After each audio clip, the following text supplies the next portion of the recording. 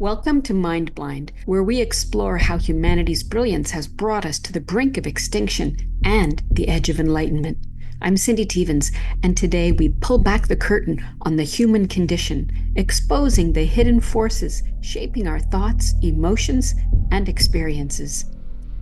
If you've ever felt trapped in cycles of suffering, just reacting to life as if on autopilot, you're not alone. But what if I told you there's a reason for this? That your mind is not some mysterious, uncontrollable force, but a predictable machine, a mechanism operating by specific rules, just like an algorithm. Today, we're diving into one of the most important revelations about the mind, how it's conditioned by you without you even knowing it. Think of your mind like Google. Every time you click or engage with something, whether it's a thought, an emotion, a memory, or an experience, your mind takes note. It assumes this must be important. And like an algorithm, it starts sending more of the same back to you. Ever clicked on a car ad online and suddenly you start seeing cars everywhere? On Facebook, in your browser, on YouTube, Instagram? That's because the algorithm registers your interests and feeds you more of the same.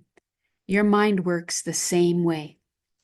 Ever played a video game for hours and then later, when you're lying in bed, flashes of the game pop up in your mind? Maybe you even dream about it. That's your mind playing its conditioning. It doesn't care what you focus on. It just registers that you focus on it, which reinforces it. Three factors determine how quickly, strongly, and deeply something is conditioned so that it comes up to the top of your mind and experience. Recency, how recently you engaged with it. Frequency, how often you repeat engaging with it. Intensity, how much emotional energy, importance, and sense of being real or true you put into it. Let's take an example. If you spend intense hours, days, or weeks researching a big emotional or exciting purchase, say a new car, then your mind fills up with car ads, price comparisons, models, and specifications. It's top of mind. Everywhere you go, you may even be seeing the same model that you're closing in on. Everywhere. But after you make the purchase, your mind stops giving you thoughts about cars, models, money, and buying a car. And all that information gradually fades. That's because you stop fueling it. Now, imagine applying this same principle to your suffering. If you dwell on painful memories, replay arguments, or reinforce self-doubt, you're essentially programming your mind to keep sending those thoughts back to you, which gives you apparent proof that it's real. Now, this is not because the mind is cruel, but because you taught it to do that. And here's the kicker. You are always conditioning your mind, but you don't realize you are. Like a programmer writing code, you get out of the mind what you put into the mind. Programmers have a saying, garbage in, garbage out. If you engage in fearful, resentful, or anxious thoughts, your mind replays them. If you respond to these thoughts with intensity, they will come up more and more frequently. You're ramping it up. This is how fears and phobias get established. If you engage in kindness, compassion, clarity, curiosity, and presence, your mind plays those back for you. The problem is, most of us have no idea we are doing this conditioning because we don't know the powers we have, nor understand how we're using them. Yes, powers. You have them. You're using them right now, but without conscious awareness.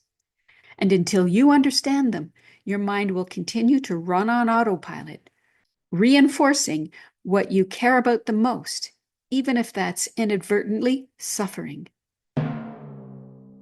It can't discern logically. It's not intelligence. It doesn't have any understanding. It doesn't logically know what you want to arise in mind. You can't tell it to do that because the mind itself is not aware. It's just an organic recording and playback machine. You are the one aware.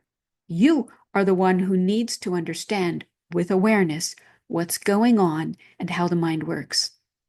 Not understanding the mind is why people feel trapped. It's why they get lost in repetitive thought loops. It's why no amount of external success, possessions, or relationships can free them from their own mental confusion in and with the mind. Because they're playing an inner game they don't even know they're playing. Drunk on the mind, asleep at the wheel, unaware of the gas, brakes, or steering they handle. So what do you do about it? Step 1, realize the mind is just a mechanism. It's not real, it's not true, it's not others, and it's not even you. It's not personal. It's not trying to punish or reward you. It's not the enemy. It simply echoes back whatever you give engagement to the most. Remember, recency, frequency, intensity. Step 2, start paying attention to what you're feeding it. What do you read? What do you listen to or watch? What are the types of things that the people you hang around with the most are saying? Everything you hear outside and inside is being used to condition the mind depending on your intensity or response to it. What thoughts do you revisit the most? What emotions do you indulge in? What, where, when, and how are you engaging the mind? Because where energy flows, experience goes. And step 3? Well, that's for next time. Because next episode, we begin to uncover the 5 powers that control everything you experience. You don't have to be at the mercy of your mind. You are beyond it. You can recondition it. You can learn to master it. And once you do, you'll realize the freedom you've been searching for was never outside of you. It was always within you. Thanks for tuning in. If this episode resonated, share it with someone who needs to hear it. And I'll see you in the next one, where we begin unlocking your 5 powers.